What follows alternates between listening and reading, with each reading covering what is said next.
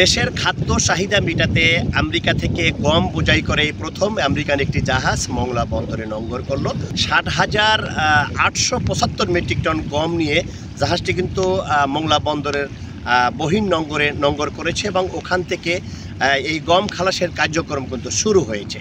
তবে বন্দর কর্তৃপক্ষ এবং খাদ্য বিভাগ আমাদের কাছে যেমনটি জানিয়েছে যে এই প্রথম কিন্তু আমেরিকা থেকে এই জাহাজটি মংলা বন্দরে গম বোঝাই করে নিয়ে আসলো।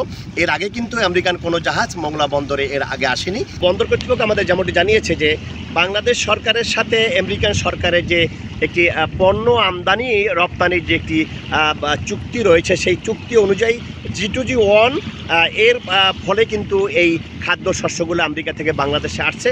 তবে এখানে এই চুক্তির মাধ্যমে 4,40,000 মেট্রিক টন পণ্য আমেরিকা থেকে বাংলাদেশে আসবে।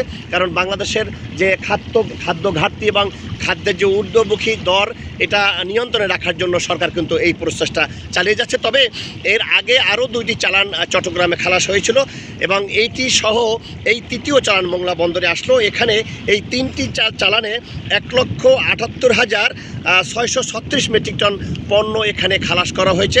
বাকি যে গম খাদ্য শস্যগুলো রয়েছে এটা পর্যায়ক্রমে বাংলাদেশে আসবে। তার বেশিরভাগ গম কিন্তু মংলা বন্দরে খালাস করা হবে, এমনটি জানিয়েছে মংলা বন্দর কর্তৃপক্ষ।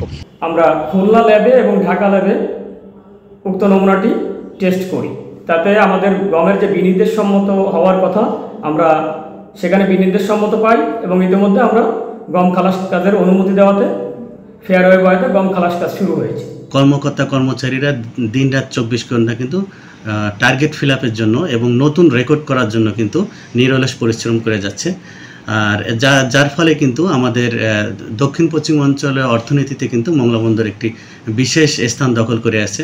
আউটার বার এবং ইনার বার ড্রেজিংয়ের ফলে কিন্তু বিদেশ থেকে সরাসরি জাহাজ এখন মংলা বন্দরে প্রবেশ করতে পারছে, যার ফলশ্রুতিতে কিন্তু এই 60,875 মেট্রিক টন গম নিয়ে কিন্তু মংলা বন্দরে সরাসরি আমেরিকা থেকে এই জাহাজটি মংলা বন্দরে চলে আসে। বন্দর কর্তৃপক্ষের তথ্য মতে বন্দরে বেশ কয়েকটি প্রকল্প গ্রহণ করা আছে, যে প্রকল্পগুলো চলমান রয়েছে।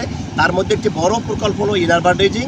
তবে বন্দর কর্তৃপক্ষ যেমনটি জানিয়েছে যে এই প্রকল্পগুলো যদি শেষ হয় এবং ব্যবসায়ীরা যদি মংলা বন্দর আগ্রহ প্রকাশ করে তাহলে এরকম জাহাজ মংলা বন্দরে প্রতিনিয়ত প্রবেশ করবে, এখানে পণ্য আমদানি করবে, রপ্তানি করবে এবং এখানে কর্মচাঞ্চল্য বৃদ্ধি পাবে, এমনটি জানিয়েছে মংলা বন্দর কর্তৃপক্ষ।